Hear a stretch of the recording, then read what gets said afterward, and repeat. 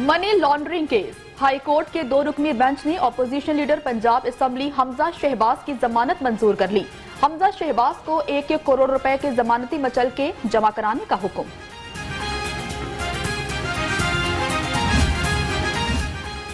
حمزہ شہباز نے بہت بڑی قربانی دی اور پارٹی کے ساتھ کھڑے رہے۔ مریم نواز کی میڈیا ٹاک، کہتی ہیں ڈسکا نون لیگ کا ہے، حکومت ڈسکے کے تمام حلقوں میں ری پولنگ کرائے۔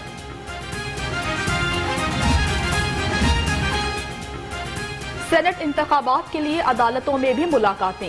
یوسف رضا گیلانی کی شہباز شریف سے احتساب عدالت پیشی پر ملاقات۔ شہباز شریف نے حمایت کی یقین دہانی کرا دی۔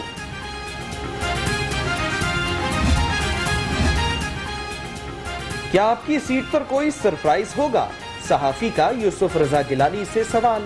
سرپرائز تو ہو چکا، سابق وزیر اعظم کا جواب، کہتے ہیں مجھے نااہل کرانے کی کوشش کی گئی لیکن کامیابی نہیں ملی۔ صدر نون لیگ شہباز شریف کا نواز شریف سے ٹیلی فونک رابطہ، یوسف رضا گیلانی سے ملاقات کا احوال بتایا۔ سینٹ انتخابات کے حوالے سے بھی تبادلہ خیال۔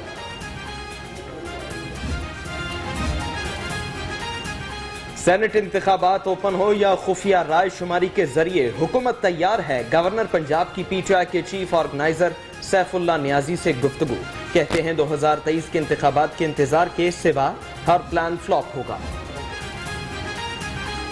چودھری پرویز الہی سے پاکستان مسلم لیگ کاف کے سینٹ کے لیے امیدوار کامل علی آغا کی ملاقات۔ سینٹ الیکشن کے حوالے سے تبادلہ خیال، کہتے ہیں حکومتی اتحاد کے امیدوار کامیاب ہوں گے۔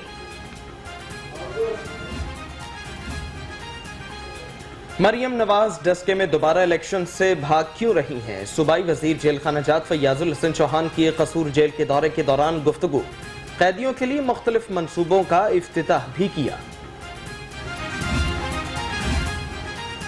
آٹا چوری کرنے والوں نے 20 پریزائڈنگ افسران کو اغوا کیا، پرویز رشید کی جگہ کوئی نہیں لے سکتا۔ مریم اورنگزیب کی میڈیا ٹاک، کہتی ہیں براڈ اسٹریٹ کو الٹا شریف خاندان کو 45 لاکھ دینے پڑ گئے۔ کنیز اول نے درست کہا، پرویز رشید کی جگہ کوئی نہیں لے سکتا۔ پرویز رشید کو جعلسازی اور دھوکہ دہی میں کمال مہارت حاصل ہے۔ ڈاکٹر فردوس عاشق آوان کا ٹویٹ، کہتی ہیں سینٹ پرویز رشید کے خلاف بہتر پرفارم کرے گی۔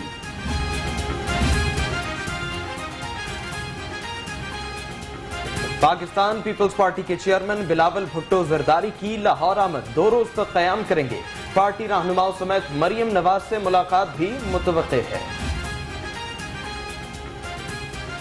نیب کی جانب سے مریم نواز کی طلبی اور پھر فیصلہ مؤخر۔ نیب نے پہلے مریم نواز کو 2 مارچ کو طلب کرنے کا فیصلہ کیا۔ سیاسی رد عمل اور سینٹ الیکشن کے پیش نظر فیصلہ واپس لے لیا۔ نئی تاریخ کا اعلان بعد میں متوقع۔ پنجاب اسمبلی کا اجلاس کل دوپہر 2 بجے طلب کر لیا گیا ہے۔ صدارت اسپیکر پرویز الہی کریں گے۔ اپوزیشن کی جانب سے ہنگامہ رائے کا امکان۔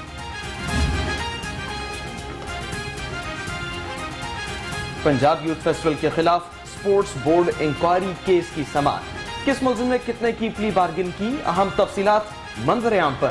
حسد اشرف نے 44,51,000، محمد عمران نے 20 لاکھ کی پلی بارگن کی۔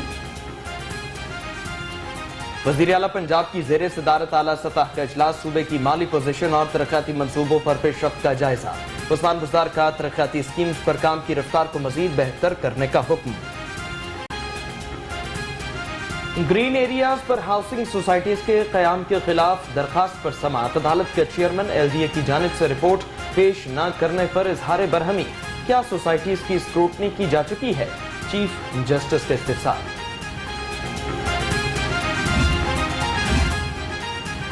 آئی جی پنجاب انعام غنی اور سابق سی سی پی او عمر شیخ کی تعیناتی کے خلاف درخواست پر سماعت، وفاقی اور صوبائی حکومتوں نے آئی جی کے تقرر پر قانون کی خلاف ورزی کی، چیف جسٹس کے ریمارکس، 11 مارچ کو جواب طلب۔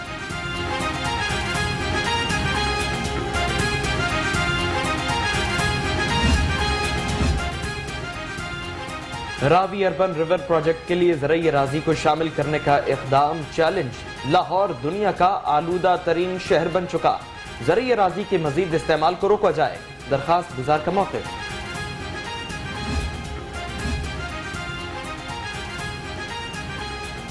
चेयरमैन PND बोर्ड की जेर सदारत सूबाई तरक्याती वर्किंग पार्टी का इजलास। मुख्तलिफ सेक्टर्स की 8 तरक्याती स्कीम्स की मंजूरी। शेरावाला फ्लाईओवर की तामीर के लिए 5 अरब 26 करोड़ 31 लाख 11 हजार के फंड्स मंजूर।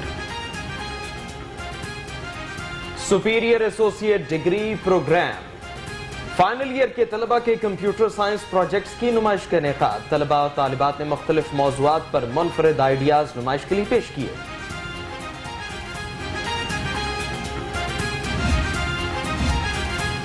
और Mohammad Zahid national high performance centre के बॉलिंग कोच के ओहदे से दस्तबरदार।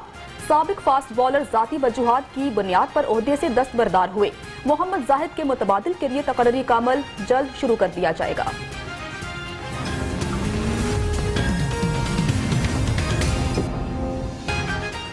अस्सलाम वालेकुम। लाहौर रंग की न्यूज स्टूडियो में खुशामदीद। मैं हूं उसामा गयूर अख्तर और मैं हूं जन्नत जमशेद। हेडलाइंस आप जान चुके। बुलेटिन का बाकायदा आगाज करते हुए सबसे पहले आपको बताते हैं कि मनी लॉन्ड्रिंग रेफरेंस में हमजा शहबाज की जमानत पर रिहाई की दरखास्त पर समाअत हुई। लाहौर हाई कोर्ट ने हमजा शहबाज की दरखास्त जमानत मंजूर कर ली। जस्टिस सरफराज डोगर की सरबराही में 2 रुकनी बेंच ने जमानत मंजूर की है। मनी लॉन्ड्रिंग रेफरेंस में हमजा शहबाज की जमानत पर रिहाई की दरखास्त पर समाअत हुई है। लाहौर हाई कोर्ट ने हमजा शहबाज की दरखास्त जमानत मंजूर कर ली है। जस्टिस सरफराज डोगर की सरबराही में 2 रुकनी बेंच ने जमानत मंजूर कर ली है। आपको बताएं कि मनी लॉन्ड्रिंग रेफरेंस है। हमजा शहबाज की जमानत पर रिहाई की दरखास्त पर समाअत हुई है। लाहौर हाई कोर्ट ने हमजा शहबाज की दरखास्त जमानत अब मंजूर कर ली है, जबकि जस्टिस सरफराज डोगर की सरबराही में 2 रुकनी बेंच ने अहम समाअत की है और अब दरखास्त जमानत मंजूर हो चुकी है।